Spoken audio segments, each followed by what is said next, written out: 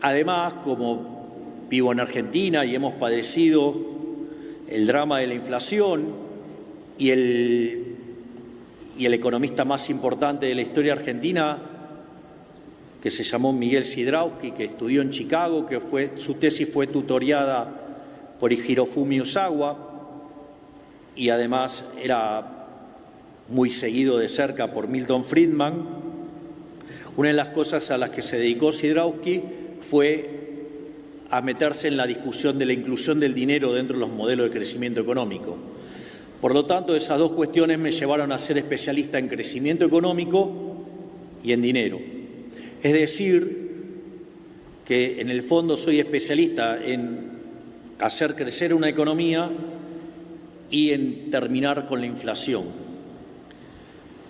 Y esto es interesante y además liberal-libertario en un país que hasta hace poco dominaban las ideas de la izquierda, hasta que en diciembre el 56% dijo que quería un cambio en favor de la libertad. Y en ese sentido es impresionante porque Argentina, que a fines del siglo XIX estaba en el grupo de los países más ricos del planeta, al momento en que nosotros llegamos al poder, Argentina estaba 140 en el ranking, con más del 50% de pobres, con una situación donde, siendo que Argentina produce alimento para 400 millones de seres humanos, con una presión fiscal en el sector que produce alimento del 70%, es decir, que el Estado se lleva el alimento de 280 millones de seres humanos, en Argentina hay 5 millones de personas que no le alcanzan para comer. Además, con la inflación acelerándose y, digamos, al momento en que nosotros llegábamos, en la primera semana de diciembre los precios venían viajando al 1% diario, que es el equivalente al 3.700 anual. En la segunda semana se había acelerado y empezó a viajar al 7.500 anual.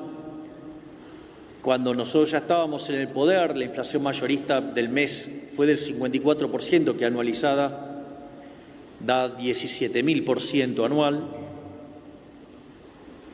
Y en ese contexto nos tocó llegar al poder, lo cual, digamos, no hay que llorar ni quejarse ni nada, porque en condiciones normales de presión y temperatura la gente no va a elegir un presidente liberal libertario.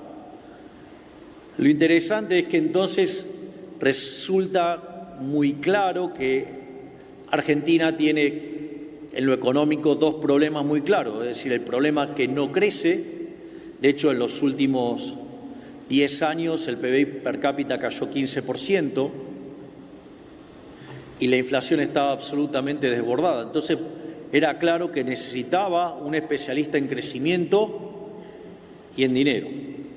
Bueno, la gente no se equivocó, el 56% eligió el especialista en crecimiento y dinero, que es mi caso.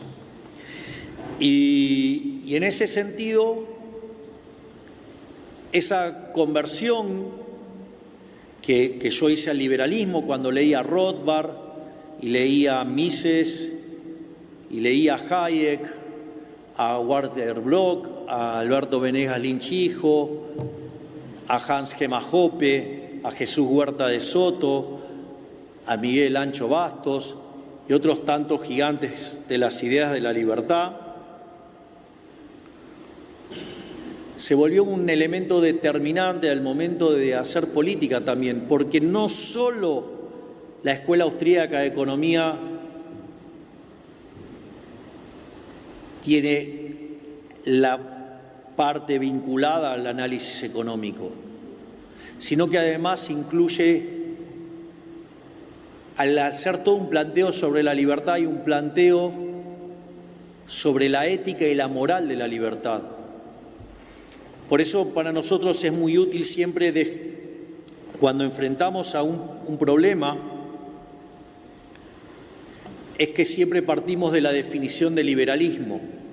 Entonces, yo suelo usar la definición de Alberto Venegas Lynch-Hijo, que dice que el liberalismo es el respeto irrestricto del proyecto de vida del prójimo, basado en el principio de no agresión y en defensa del derecho a la vida, la libertad y a la propiedad, cuyas instituciones son la propiedad privada, los mercados libres de intervención estatal, la libre competencia, entendida en el sentido de Adam Smith o en el sentido de William Baumol, con la idea de los mercados disputables, ¿sí? La división del trabajo y la cooperación social, y donde solamente se puede ser exitoso sirviendo al prójimo con bienes de mejor calidad a un mejor precio.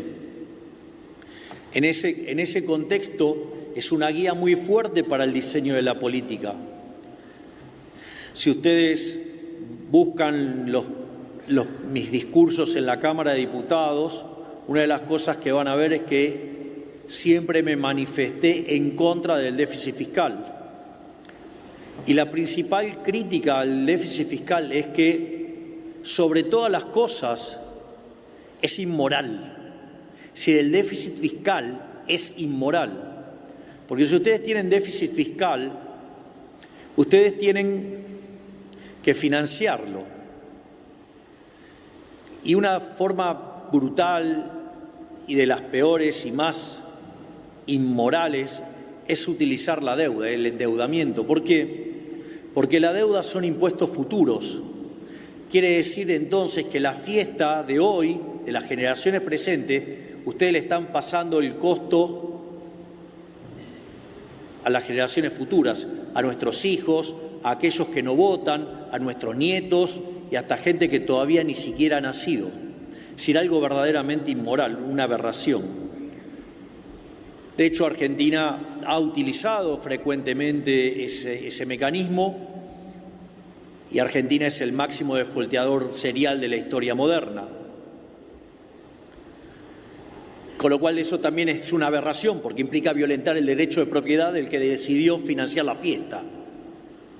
O sea, somos tan irresponsables que nos vamos de fiesta, pedimos prestado y después ni siquiera, digamos, terminamos devolviendo la plata. O sea, el peor de los mundos. El otro caso es que cuando se queda sin financiamiento, la política utiliza la emisión monetaria. En ese sentido, Argentina, desde la creación del Banco Central, le quitó 13 ceros a la moneda, destrozó 5 signos monetarios, tuvo 2 hiperinflaciones sin guerra. Hoy podríamos quitarle 3 ceros más a la moneda. Estuvimos al borde de una hiperinflación, la cual además le cuento que la hemos derrotado, la estamos derrotando.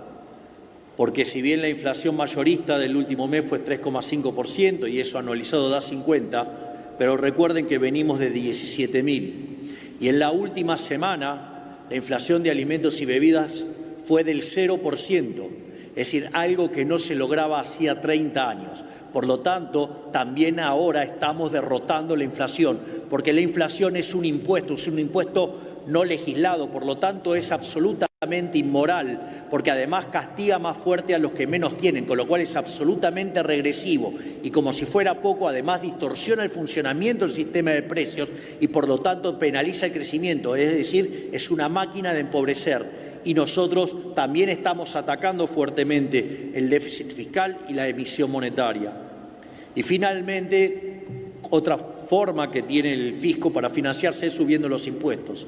Y cuando ustedes suben los impuestos es un ataque a la propiedad. De hecho, si lo llevan al límite, si los impuestos son del 100% directamente estamos en esclavitud, con lo cual también, digamos, ahí hay otra cuestión en términos de libertad y que cuanto más grande es el Estado, menos libre se es. Y en ese sentido, fíjense que nosotros cuando llegamos al poder teníamos un déficit fiscal de 15 puntos del PBI, 5 en el Tesoro y 10 en el Banco Central. Y nuestra propuesta de campaña era una motosierra y decían que estábamos locos, que no se podía hacer, que con suerte se podía ajustar un punto del PBI y que lo del Banco Central se iba a arreglar solo. La realidad es que hicimos un ajuste fiscal en realidad, en el primer mes de gestión alcanzamos el déficit cero en financiero, terminamos haciendo un ajuste de 7 puntos del PBI en el Tesoro y ahora, digamos, estamos empezando a recomponer partidas y llevamos un ajuste de 6 puntos del PBI. Y por otra parte, el déficit cuasi fiscal, el déficit del Banco Central, que eran 10 puntos del PBI, lo hemos bajado en 9 puntos. Es decir, que en 6 meses de gobierno hicimos el ajuste fiscal más grande no solo de la historia argentina, sino que además hemos hecho el ajuste fiscal más grande de la historia de la humanidad. Y le estamos devolviendo al sector privado 15 puntos del PBI. Por lo tanto, Argentina tiene para crecer por la propia dinámica del rebote después de hacer un fuerte ajuste y estabilizar. Tiene el potencial de crecer porque es una economía que después de 20 años quedó muy descapitalizada y por ende los retornos son muy altos y eso permite que haya crecimiento aún con las instituciones que tenemos. Y el hecho de aportar 15 puntos de ahorro va a permitir que haya un boom de inversión y por ende haya crecimiento económico. Y encima, como si todo esto fuera poco, emprendimos un programa de reformas estructurales que ya, digamos, tiene la sanción de la Cámara de Diputados y la Cámara de Senadores y ahora volvió a diputados para hacer la versión final, más un DNU que en total son 800 reformas estructurales.